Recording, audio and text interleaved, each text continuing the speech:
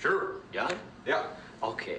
So he occupied our parts, big parts of Ukraine, part of East and Crimea. So he occupied it on 2014. So during a lot of years, so I'm not speaking about just Biden, but those time was Obama, then President Obama, then President Trump, then President Biden, now President Trump, and God bless, now President Trump will stop him. But during 2014, nobody stopped him. He just occupied and took. He killed people. You know what the contact line? 2015.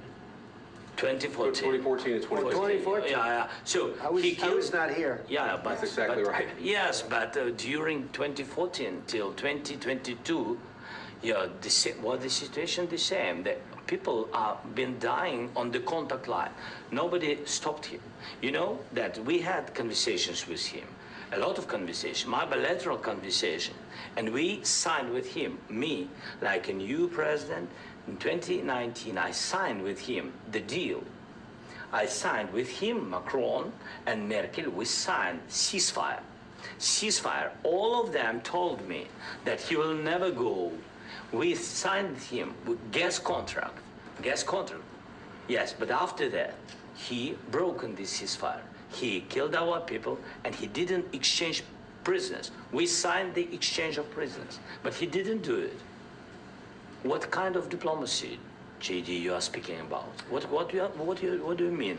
I'm talking about the kind of diplomacy that's going to end the destruction of your country. Yes, but if you Mr. President, with respect, I think it's disrespectful for you to come into the Oval Office and try to litigate this in front of the American media. Right now, you guys are going around and forcing conscripts to the front lines because you have manpower problems. You should be thanking the president for trying to bring an end to this conflict. Have you ever been to Ukraine that you say what problems we have?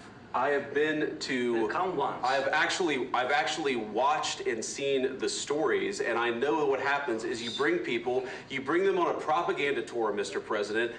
Do you disagree that you've had problems bringing people into your military? And do you think that it's respectful to come to the Oval Office of the United States of America and attack the administration that is trying to prevent the destruction of your country? A lot of questions. Let's start from the beginning. Sure. First of all, during the war, everybody has problems, even you, but you have nice ocean and don't feel now, but you will feel it in the future. God bless. You don't know that. God bless. You God bless. You will not have a war. Don't tell us what we're going to feel. We're trying to solve a problem. Don't tell us what we're going to feel. I'm not telling you. Because you're in no position to dictate that. That's exactly what you're doing. You're in no position to dictate what we're going to feel. We're going to feel very good. You will feel influence. We're going to feel very good and very strong. You will feel influence. You're right now not in a very good position. You've allowed yourself to be in a very bad position, and he happens to be right about it. From the very beginning of the war. You're not in a good position. You don't have the cards right now. With us, you start having cards. Playing cards. Right now, you don't. You're playing cards. Mr. President. You're playing cards. Serious. You're gambling with the lives of millions of people. You're gambling with World War III. You're gambling with World War III. And what you're doing is very disrespectful to the country, this country. That's back to you. Far more than a lot of people said they should have. Have you said thank you once? This entire meeting? No, in this entire meeting, have you said thank you? Even today. You went to Pennsylvania and campaigned for the opposition in October. Offer some words of appreciation for the United States of America and the president who's trying to save your country. Please, you think that if you will speak very loudly about the war, you can... He's not speaking loudly. He's not speaking loudly. Your country's in big trouble. Can I answer? Wait a minute. No. You've done a lot of talking. Your country is in big trouble. I know. You're not winning. You're not winning this.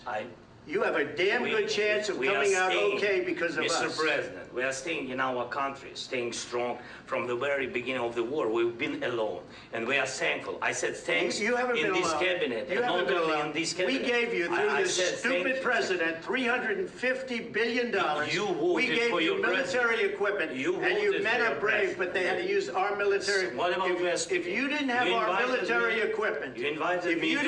our military equipment, this war would have been over in 2 weeks. In 3 days, I heard it from Putin. In 3 days, this is something Maybe new. less. In 2 weeks, of course, yes. It's going to be a very hard thing to do business like this. I tell you. Just say thank you. I said a lot of times thank you to American people. Accept that there are disagreements, and let's go litigate those disagreements rather than trying to fight it out in the American media when you're wrong. We know that you're wrong. But you see, I think it's good for the American people to see what's going on. I understand, sir. I think it's very important. That's why I kept this going so long. You have to be thankful. You don't have the cards. You're buried there. Your people are dying. You're running low on soldiers. Listen, you're running low on soldiers. It would be a damn good thing. And then you tell us, I don't want a ceasefire. I don't want a ceasefire. I want to go and I want this. Look, if you could get a ceasefire right now, I tell you, you'd take it so the bullets stop flying and your men stop getting killed. Of course, we want to stop the war. But you're saying you don't want a ceasefire. But I said to you, I want a ceasefire. with guarantees. Because you'll get a ceasefire faster than an agreement. Ask our people about ceasefire, what they think. That wasn't with me. That wasn't with me. That was with a guy named Biden, who was not a smart person. That was with Obama. It was your president. Excuse me. That was with Obama, who gave you sheets, and I gave you javelins. Yes. I gave you the javelins to take out all those tanks. Obama gave you sheets. In fact, the statement is, Obama gave sheets and Trump gave javelins. You got to be more thankful, because let me tell you, you don't have the cards. With us, you have the cards. But without us, you don't have any cards. One more question to Mr. Vice President. I'm sorry. It's going to be a tough deal to make, because the attitudes have to change. What if Russia breaks ceasefire? What if Russia breaks peace talks? What do we do then? I understand that it's a heated conversation right now. What are you saying? She's asking, what if Russia breaks the ceasefire? What if anything? What if a bomb drops on your head right now? Okay? What if they broke it? I don't know. They broke it with Biden because Biden, they didn't respect him. They didn't respect Obama. They respect me.